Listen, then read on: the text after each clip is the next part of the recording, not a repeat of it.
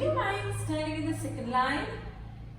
Asked my primary class teacher on the day we took our class photograph. I, in my 6 years old tiny size, did not understand why. Contest chair, honorable panel of judges, ladies and gentlemen. It took me a fraction of a second to realize. She asked all the pretty girls to come and stand in the front, and I realized that I was pushed back because I was big and dark. From that day on, I refused to go to school on the days we took our class photographs because I didn't want to be the girl who stands at the back. I wanted to be a pretty girl who gets a chance to stand in the front line and smile for the picture. I wanted my class teacher to like me in the same way that she liked all my pretty friends. When I was in grade 8, I used to sit at the back row because my legs needed a lot of space when compared to the others.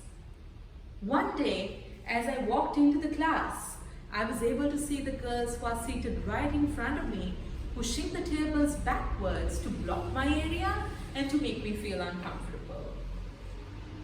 When more than half of the class was supporting and laughing, only one girl who was sitting in the front stood up and asked me to take her seat.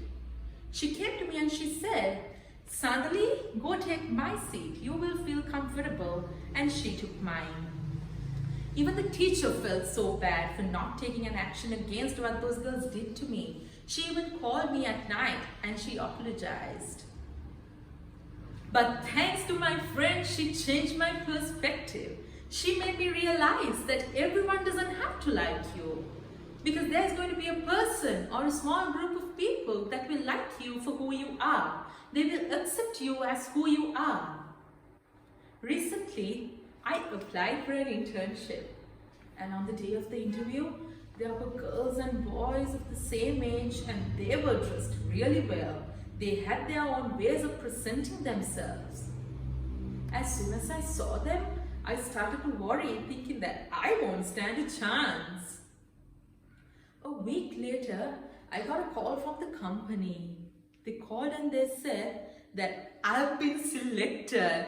I am the only one who has got the chance out of all of them. And at that moment, I realized that I got in because I was being myself. I was being honest and I did not pretend to be someone else. So it doesn't matter if you're fair, you're pretty or you're tall. If you have all that, that's great. But if you don't, then you don't have to change yourself. All we need to realize is that each and every one of us have a purpose in life. And if you're a model, yes, it's a must to have all that. But if you're not, you don't have to try to be one. Because one day you might be the CEO of a company who does all the fashion runaways. You might be the person to pay all these models. Do things to impress yourself. You don't have to impress anyone else. You don't have to edit and post a picture on social media just to get a higher number of likes. Because that's not you. Start accepting your flaws and start loving yourself. Because you are amazing. You are beautiful. So when the world asks you if you are like A or B, let the world know that you are like C. Don't forget, the English alphabet has 26 letters and English isn't the only language. But we all communicate and live in the same way. It's your uniqueness that makes you special. So don't be afraid.